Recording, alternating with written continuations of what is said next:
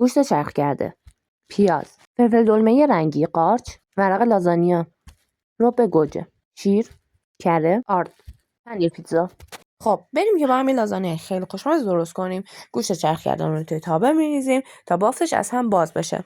وقتی از هم باز شده تغییر رنگ داد، بهش پیازمون اضافه میکنیم. پیاز و گوشت رو با هم تفت میدیم. ادویه‌ای که تو کپشن نوشتم رو اضافه میکنیم. فلفل دلمه رو اضافه میکنیم، مخلوط میکنیم. قارچمون اضافه میکنیم، مخلوط میکنیم. رب اضافه میکنیم ولی مخلوط نکنید. اول تفتش بدید گوشه تابه، بعد مخلوط کنید. زیرش رو کم کنید که جا بیفته. بشامل اون رو بخوایم درست کنیم، کره رو می‌ریزیم داخل تاوه، بهش آرد اضافه میکنیم، بهش فلفل و نمک رو اضافه میکنیم و شیر. هم بزنید که گلوله نشه.